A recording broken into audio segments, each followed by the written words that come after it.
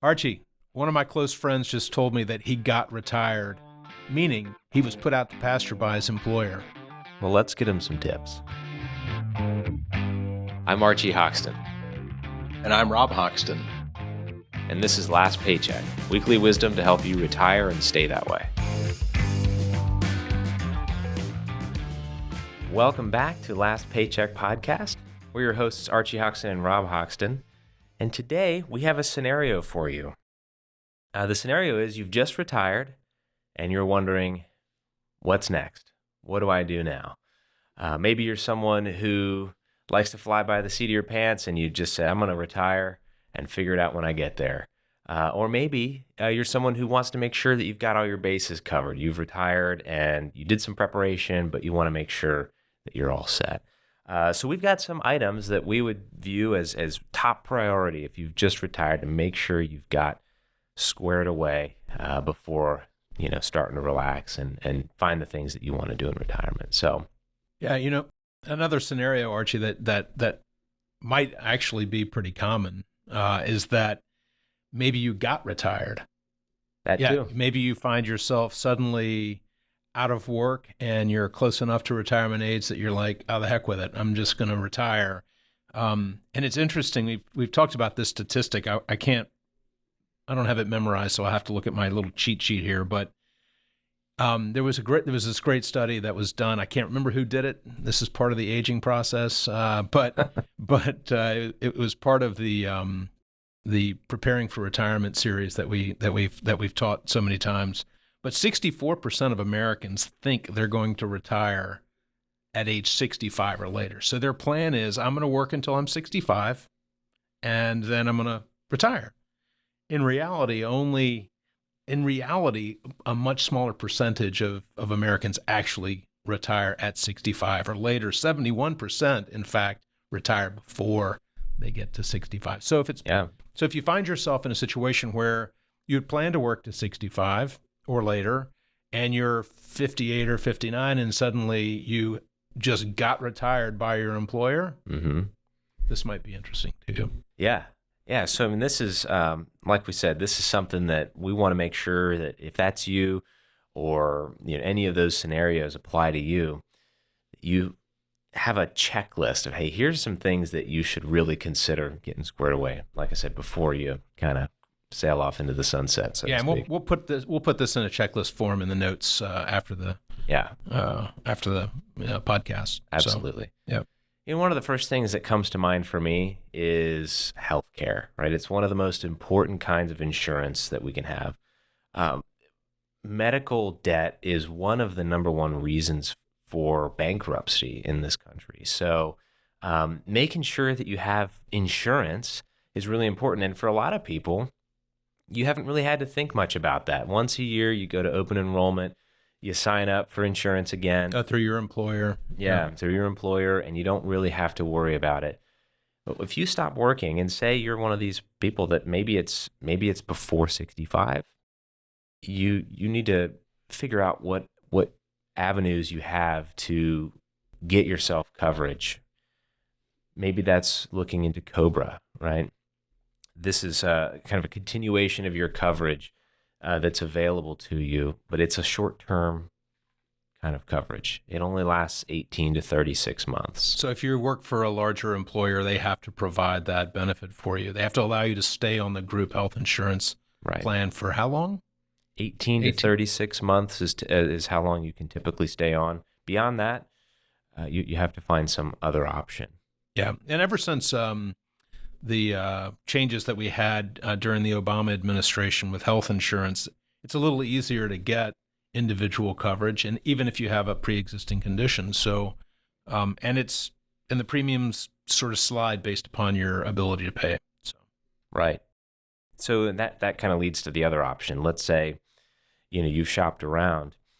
COBRA doesn't seem like the great fit, or maybe you started with it and it you ran through the term, and now you've got to kind of start from square one and go out into the marketplace. You've got all kinds of options available through the marketplace. And this is assuming that you haven't reached age 65 and you're eligible for Medicare. Right. Yeah. If you're 65, or maybe COBRA can get you through to 65, then, Medicare is probably going to be the next best option as far as, cost-effective healthcare is concerned. Hey, Archie, how about let's talk a little bit about Social Security benefits, and we've all paid into this. If we've had a job, then we've been paying into the Social Security system, and so hopefully we can expect to get some old age benefit from Social Security. But we have to act. We have to do something to get that to start, right? Exactly. Yeah, and if you think about it, Social Security is, for most people, one of the most important building blocks of your retirement income, right? We talk about, you retire. One of the first things you need to figure out is where you're going to replace your income from. For many people, Social Security plays a really big role. So it's a big decision. And you've got a couple factors to work with. We've done another episode on this, talking about, the big question of, when do you take it, right? Do you take it as soon as you retire? That depends, right? It depends. Maybe you've retired at 60. Well, the earliest you can take it is 62. So you'll have to wait at least until 62. And be mindful, if you do claim early at 62 or before full retirement age, which for me is 67, then, if I still have earned income, so if I'm working part-time, even though I'm not working, I've sort of retired, but I've still got some earned income. I have to be mindful of the fact if that income is high enough, it could offset or it could impact the amount that I received from Social Security. So you got to kind of play that by ear. Right. And if you're retired and you're gonna delay, because delaying, you're like we talked about with taking it early, you get a reduced benefit. With delaying, you get an increased benefit. You can delay as late as 70. You need to kind of figure out, well, where am I going to make up the difference in my income? Right? If I'm not getting Social Security, I've got to get that income to pay for my living expenses from somewhere, right? And so maybe that might be a pension. This is another important element that we talked about. Not everybody has a pension anymore. Typically, if you've worked for the government, if law enforcement or the military, if you're a teacher, these are municipality, municipality, maybe you work for a company that still has a pension going. Some community banks have them still. Yeah. Right. So if you fall into that category, good for you. That's really awesome. You're one of the lucky few. And so, but you'll also have decisions to make around your pension, right? And those generally amount to how to receive it, right? So you usually have a couple of options available to you. Talk through the trade-off between, the age-old, the lump sum versus, right. So usually if you are fortunate enough to have a pension, when you reach retirement, you're going to have, like Archie said, some decisions to make. The first one is, do I want to receive my benefit in the form of a lump sum, which can then be rolled over into an IRA, and then you can take the money as you please and invest it any way you want, essentially. You could take it in a cash lump sum and pay taxes on the whole thing, which that would be stupid, of course. And then once you decide whether to take the lump sum or to take it as an annuity payment over your lifetime, you have to decide, how do I want to do that? So you can take the annuity payment over your lifetime. If you're married, then you need to decide whether or not your surviving spouse would continue to receive the benefit or a portion of the benefit. So there are a lot of decisions that come into play. If you decide to take the lump sum versus an annuity payment, you got to really figure out how likely is it that you can invest that money in such a way that you get more from that rollover, that lump sum, than you would get if you received the annuity payments. Right. Right. So a lot of things to consider. With that, if you take the lump sum, you're assuming the investment risk. If you take the income, the company or the government or whoever's managing the pension, they're assuming the investment risk. And you have backstops in place to make sure that you continue to get your income.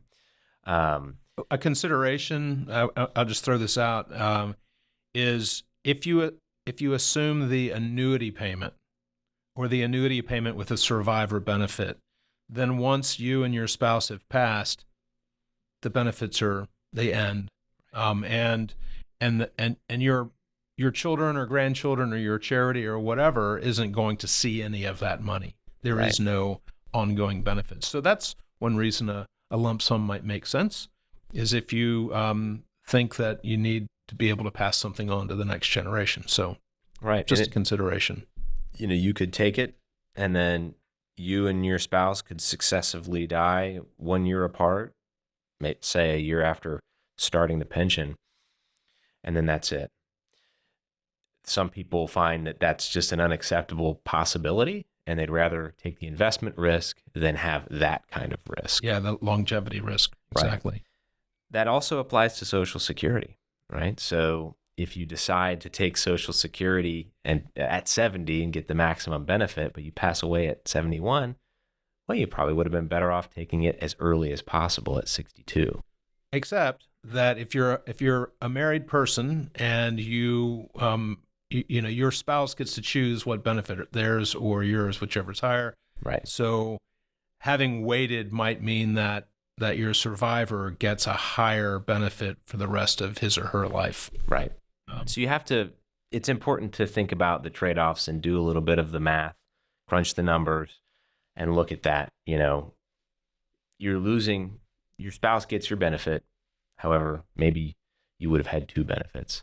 So you've got to think about these kinds of trade-offs when you're doing it. Have some thoughtfulness to it. And if you're not comfortable with present value calculations, internal rate of return, and those sort of things, get some help from your CPA or your financial planner. Right. Not to pitch financial planning, but that's what we are. So you might want to get some help there. It's a big decision. Definitely. If you've just retired, this is a great time to start thinking, maybe I should talk to somebody about this, professional who can help me with these initial decisions. The next big one would be investments, right? Your savings and investments that you've accumulated through a 401k or an IRA or a regular brokerage account. I'd say it's important to start evaluating how much risk you're taking in there, in those accounts. You can imagine it's pretty easy to just kind of set it and forget it. Maybe it's served you well so far and you've had great returns. But if you're going to start drawing on that, having 80% of your portfolio in stocks or 100% of your portfolio in stocks may not be right for you anymore. Volatility when you're accumulating is your friend. Volatility when you're decumulating or taking out is your enemy. Right. The other thing, Archie, that's important is the way your money's invested and the tax treatment that those funds have. Mm-hmm. Right. So you got to be really careful about which type of account you take your income from.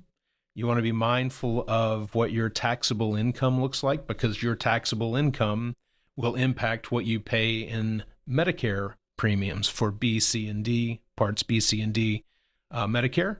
So there's that aspect of the investment decision that you need to make sure you consider as well. Right.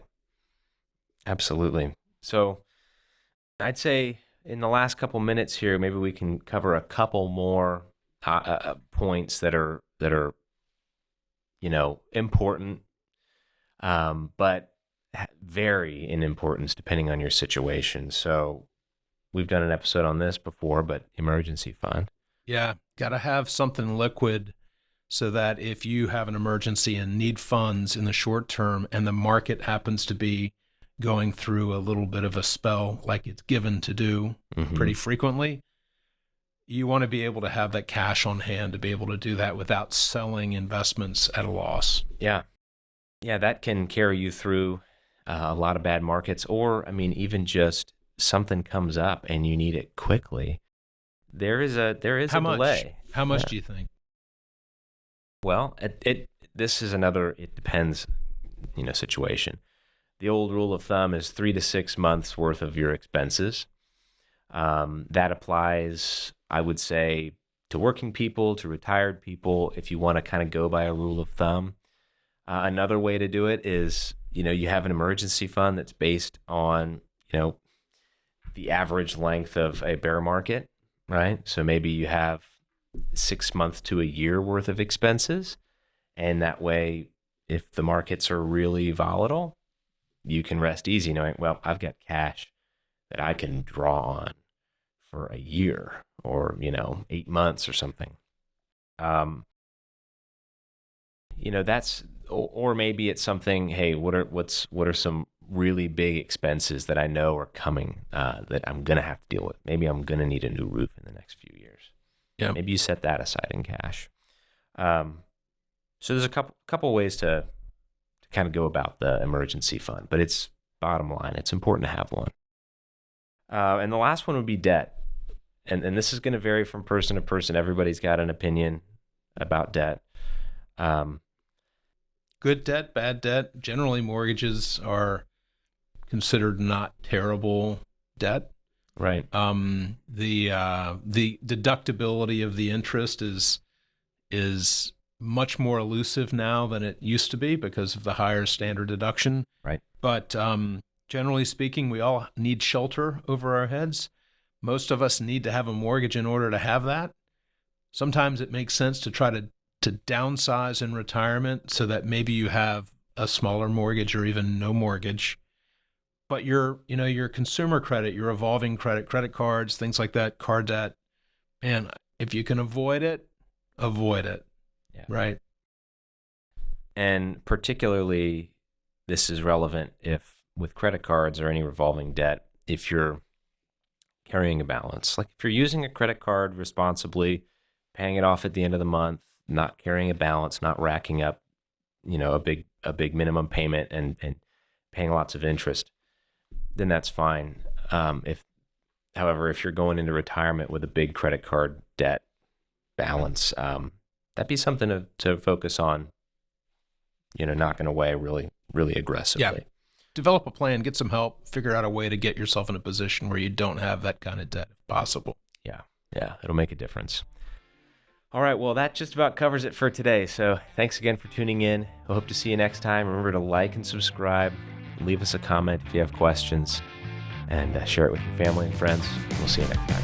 You've been watching Last Paycheck, weekly wisdom to help you retire and stay that way. If you like this show, be sure to hit like and subscribe. Last Paycheck is available anywhere you get your podcasts.